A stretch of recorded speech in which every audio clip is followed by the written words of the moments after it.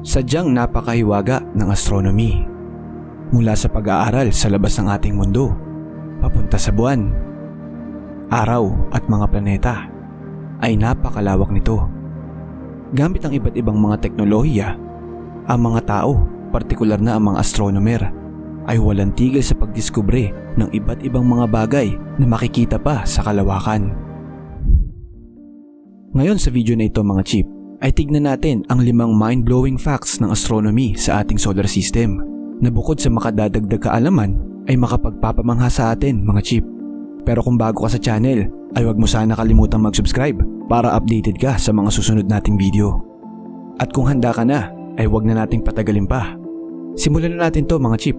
Ito ang listahan natin ng 5 mind-blowing facts ng astronomy sa solar system. Number 1. Ang spacesuit ay nagkakahalaga ng $120 million o 6 billion pesos. Magsimula tayo sa mga astronauts. Ang mga astronauts ang isa sa mga dahilan kung bakit patuloy na nagiging maayos ang signal natin dito sa Earth. Sila ang nagme-maintain ng mga satellite sa labas ng Earth kung kailangan ayusin.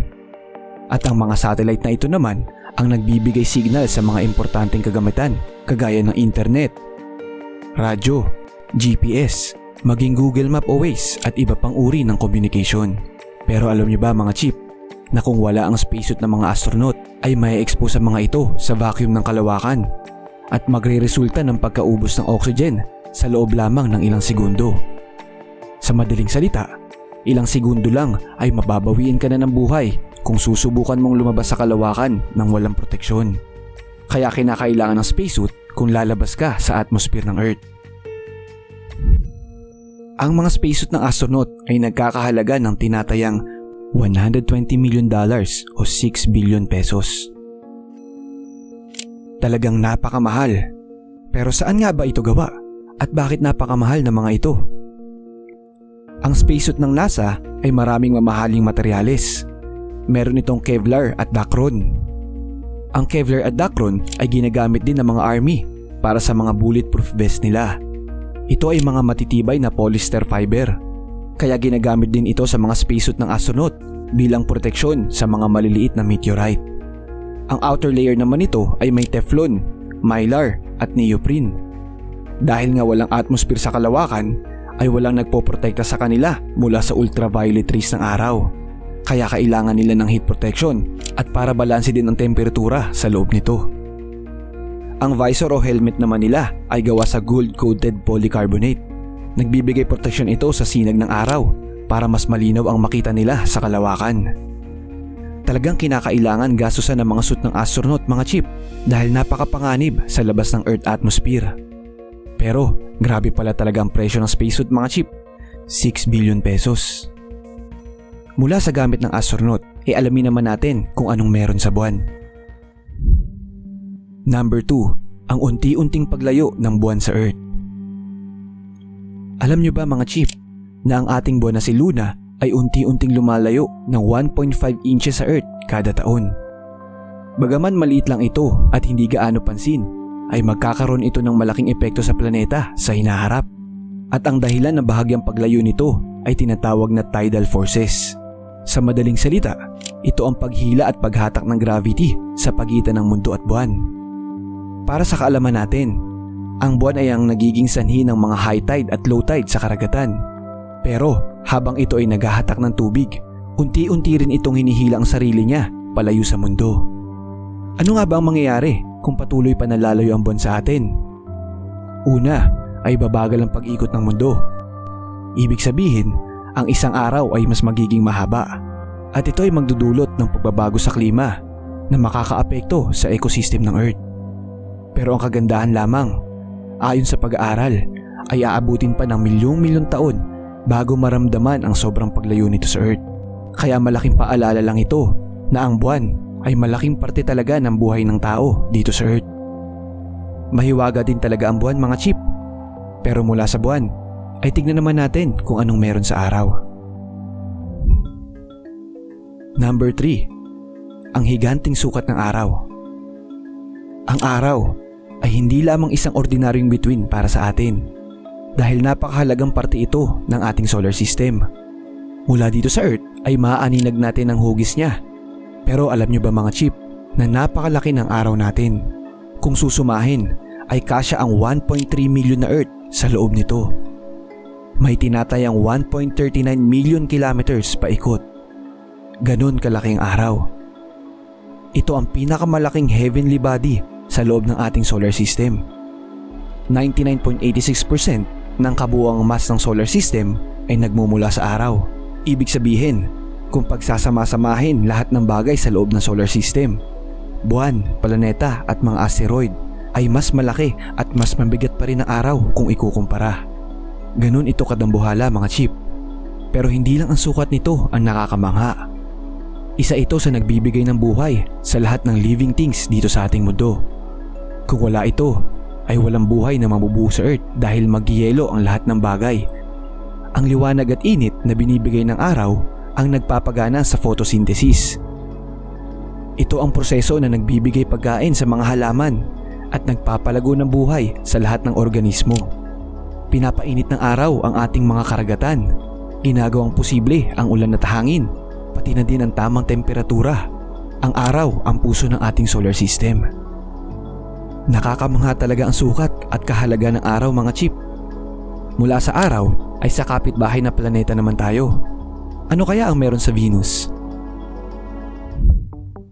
Number 4. Mas mainit sa Venus kaysa sa Mercury. Sa ating solar system, ang Mercury ang pinakamalapit na planeta sa ating araw. Meron itong tinatayang distansya na 58 million kilometers mula sa araw. Habang ang Venus naman ay may 108 kilometers ang layo. Kaya syempre, inaasahan talaga na Mercury ang pinakamainit na planeta sa ating solar system. Pero alam nyo ba mga chip na hindi Mercury kundi Venus ang pinakamainit na planeta? Ang init sa Mercury ay umaabot ng 430 degrees Celsius habang sa Venus naman ay 460 degrees Celsius. Pero paano nangyari yun? Napakalapit ng Mercury sa araw kumpara sa Venus. Dahil ito sa atmosphere. Ang Venus ay binabalot ng napakakapal na atmosphere na binubuo ng carbon dioxide at napapaligiran ng ulap nito ng sulfuric acid. At ang mga gas na ito ay nagtatrabaho tulad ng isang higanteng greenhouse gases. Ang Venus ay may 70 beses na mas makapal ang atmosphere kumpara sa ating Earth. Yun ang dahilan kung ba't naiipon ng init sa ibabaw ng planeta at hindi makalabas. Kaya kahit mas malayo ito sa araw, ay mas mainit ang temperatura sa Venus kumpara sa Mercury. Ang nangyayari sa Venus ay maaring maging babala para sa atin dito sa Earth. Ang sobrang daming carbon dioxide sa atmosphere ang dahilan kung bakit umiinit ang temperatura sa isang planeta. Kaya mahalagang pangalagaan natin ang ating planeta upang maiwasan natin ang labis na pagtaas ng greenhouse gases na kagaya sa Venus mga chip. Kakaiba talaga ang planetang Venus, ang pinakamainit na planeta sa ating solar system. Pero balik tayo sa ating listahan. Dumako naman tayo sa pinakadulong planeta ng ating solar system, ang Neptune. Number 5. Ang isang taon sa Neptune ay 165 years dito sa Earth. Ang Neptune, ang pinakamalayong planeta sa ating solar system. May layo itong 4.5 billion kilometers mula sa araw. At sa sobrang layo nga, ang liwanag na nagmumula sa araw ay umaabot ng higit 4 na oras bago makarating sa Neptune. Dagdag pa dyan, ang isang taon sa planetang Neptune ay katumbas ng 165 years sa ating Earth. Dahil nga napakalayo nito, ang orbit niya sa araw ay mas matagal. Nakakamanghalang isipin mga chip na kung ikukumpara sa Earth, isang taon doon ay katumbas na ng 4 na henerasyon dito sa ating mundo. Pero alam nyo ba mga chip, na kahit napakatagal ng isang taon sa Neptune, ang isang araw sa planetang ito ay napakaiksi. Ang isang araw sa Neptune o ang pag-ikot sa kanyang axis ay tumatagal lamang ng 16 na oras. Mas mabilis kung ikukumpara sa 24 hours dito sa Earth. Kaya kung iisipin, napaka-unique ng planetang ito. Mabilis ang isang araw pero sobrang tagal ng isang taon. At kung ang ibang planeta ay sobrang init, dito naman ay sobrang lamig. Bumabagsak ang temperatura sa loob ng Neptune hanggang -214 degrees Celsius. At ang hangin naman dito ay may bilis na 2,100 kilometers per hour. Ito ang may pinakamabilis na hangin sa buong solar system. Talagang kakaiba ang planetang ito mga chip. At hanggang dyan muna ang video natin mga chip. Sobrang misteryoso talaga ng kalawakan. Napakaraming kamanghamanghang mga bagay ang pwedeng matuklasan. Kaya ang mga astronomer ay patuloy pa rin sa mga busising pagsasaliksik. At kung gusto niyo pa ng mga ganitong content, huwag niyo kalimutang mag-subscribe at i-check niyo na din ang iba pang video sa ating channel. Maraming salamat sa panonood mga chip. Kita-kita tayo sa susunod na video. Maraming salamat.